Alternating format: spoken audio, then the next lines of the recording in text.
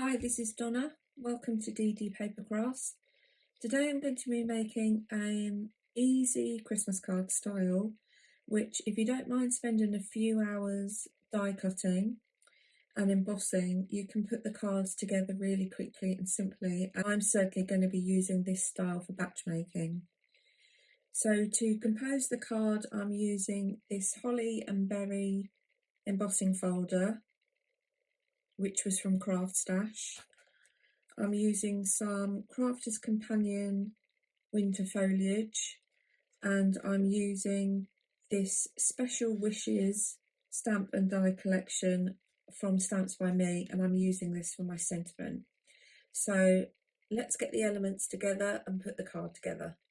So the first thing I've done is I've cut two 5 3/4 by 2 inch strips, and I've run those through the embossing folder. And I've adhered these onto the card front using foam strips so that it adds some dimension to the card. For the sentiment, you get a series of the back layer and the front layer of the greeting, and then a space in which to stamp your additional word. So I've cut the back layer of Merry in red and the front layer in white, and I've stamped the word Christmas into the space. To adhere fiddly die cuts, my chosen method is to use my mat, put some glue on my mat, and then I use a sponge dauber to gently sponge the glue onto the back of the die cut.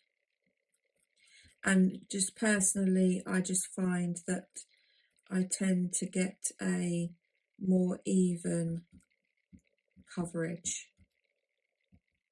that way, but that's just personal preference.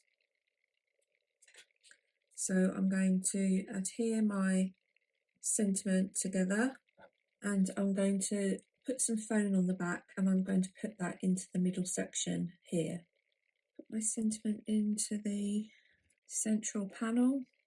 I've cut my foliage, and some of it I've cut in vellum, and I'm just using a stylus and the rubber mat from my Big Shot, and I'm just working on the back of the berries to give them a white effect and to make them stand out. And that just adds another element of interest and dimension to the card, like so. I'll also use my mat and my tool to add some shaping into some of the elements.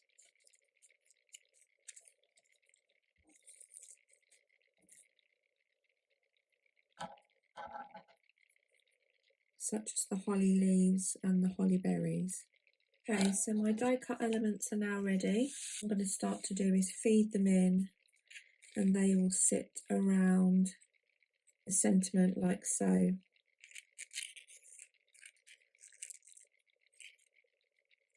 And because I've used foam, I can tuck them behind. I'm just going to build up my centre, and then I will be back. I appreciate that this isn't a new style of card, but I do think that it is a style of card which is fairly quick to get through, is fairly quick to put together once you've planned where your bits and pieces are going to go.